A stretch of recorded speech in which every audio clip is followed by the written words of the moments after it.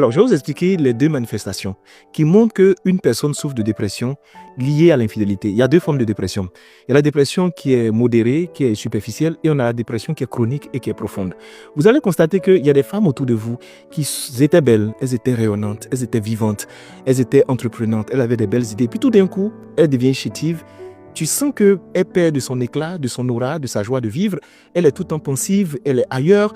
Or, elle n'est pas malade, elle perd l'appétit. Souvent, quand tu fouilles bien, elle vient de découvrir une infidélité ou des infidélités qui l'ont tellement choquée de la part d'un homme auquel elle ne pensait pas qu'il était capable de faire ce genre de choses-là. Tu vois? Et il n'est pas seulement infidèle avec une femme, mais avec plusieurs femmes. Elle tombe sur des preuves et puis en fait, son monde s'effondre. Elle ne sait plus qu'est-ce qu'elle doit faire. Elle est totalement perdue. Elle perd goût à la vie. Elle ne sait pas à qui elle va confier sa situation. Les gens à qui elle confie minimisent sa douleur. On lui dit d'accepter parce que c'est quelque chose de normal. Or, au fond d'elle, elle souffre.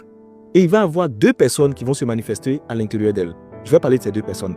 La première personne, c'est une personne qui est docile, une personne qui est compréhensive, une personne qui a souvent même compassion de son mari en question. C'est une personne qui ne veut pas que le monsieur parte parce que elle, les enfants ont besoin de lui. C'est une personne en elle qui va justifier la tromperie, qui va dire en fait, s'il a fait, c'est qu'il y a de bonnes raisons. Certainement, je ne suis pas aussi jeune, aussi belle, aussi fraîche.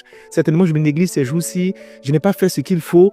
En fait, cette personne cherche à justifier, à expliquer. Elle espère juste que le monsieur s'excuse, qu'il reconnaisse son tort, qu'il fasse des promesses. Et en fait, que cette femme-là disparaît du jour au lendemain.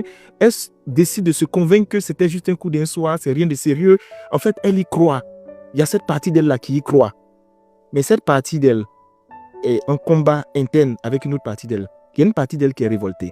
Il y a une partie d'elle qui s'en veut et qui en veut à l'homme. Il y a une partie d'elle qui veut que son homme souffre autant qu'elle est en train de souffrir. Il y a une partie d'elle qui veut comprendre, qui se pose constamment des questions. C'est cette partie-là qui va rentrer dans une forme de crise. En fait, elle va commencer à piquer des crises.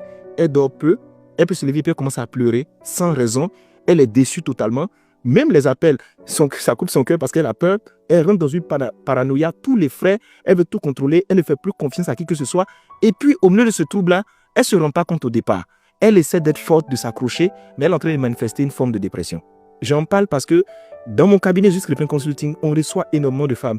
Et c'est quand on commence à expliquer les symptômes et qu'on rentre dans les détails, elle se rend compte que ça fait un moment effectivement qu'elle souffre de dépression et qu'elle n'a pas la solution face à la situation. Et le fameux concerné, il vit sa vie. Ou tout le monde attend qu'il vienne pour reconnaître son tort, pour savoir que ce qu'il a fait c'est mauvais. Non, il la gronde. En fait, il trouve qu'elle exagère. Mais toi aussi, je t'ai demandé pardon, non? Je te fais un téléphone. Je te dis que c'était un coup d'un soir, pourquoi tu fais ça? Il faut guérir vite. En fait, toi, tu fais du mal aux gens et c'est toi qui veux décider de quand et de comment les gens vont guérir. On peut être culotté comme ça. Et en fait, il y a d'autres